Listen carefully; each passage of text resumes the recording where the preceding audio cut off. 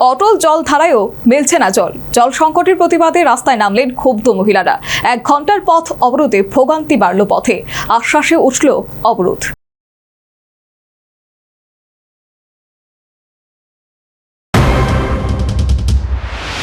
গোলাবাড়ি এলাকায় দীর্ঘদিনের পানীয় জলের সংকট ঘিরে তীব্র উত্তেজনা ছড়িয়েছে। তেলিয়ামুড়ার উত্তর মহারানী সড়কের দক্ষিণ কৃষ্ণপুর গ্রাম পঞ্চায়েতের অন্তর্গত এই এলাকায় ক্ষুব্ধ মহিলারা রাস্তা অবরোধে সামিল হন। চৈত্র সংক্রান্তির আগে এলাকায় জলের সরবরাহ প্রায় বন্ধ হয়ে যাওয়ায় ক্ষোভ বিস্ফোরিত হয়। স্থানীয়দের অভিযোগ, সরকার অটল জলধারা প্রকল্পে বাড়ি বাড়ি পাইপলাইন পৌঁছে দিলেও নিয়মিত জল মেলে না।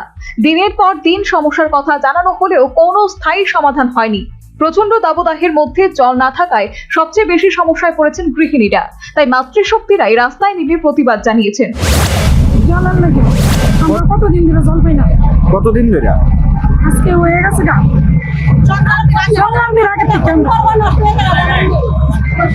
আর আমরা অনেকদিন পাওয়া হয়েছে, তারপরে জল ঠিক করে কদিন ঠিক করে আবার কদিন পরে নষ্ট হয়ে যায়। আমরা বহুত কষ্ট করতেছি জলের লেগে।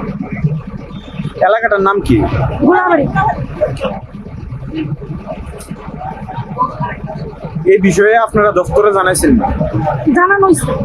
কি কইছে দপ্তরের আধিকারিকরা? দপ্তরে জানাইলে কদিন পরে ঠিক করে আমরা অ্যাপ্লিকেশন দিয়ে ঠিক করে আবারই দ্বিতীয়বার আবার নষ্ট হয়ে যাবে। আমরা এই জলটা লেগে অনেক কষ্ট করতেছি, কদিন পরে নষ্ট হয়ে যাবে। তো আমরা কতবার দিব আর কতবার দামু কোন এই জায়গার সমস্যা হয় তাহলে এরা একবারে ঠিক করো।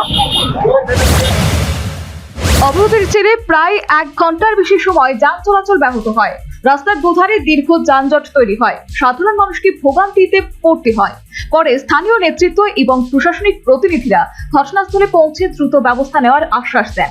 এরপর অবরোধ তুলে নেওয়া হয়। তবে অবরোধ চলাকালীন স্থানীয় এক শাসক দলীয় তথাকথিত নেতার আচরণ নিয়েও অসন্তোষ তৈরি হয়েছে।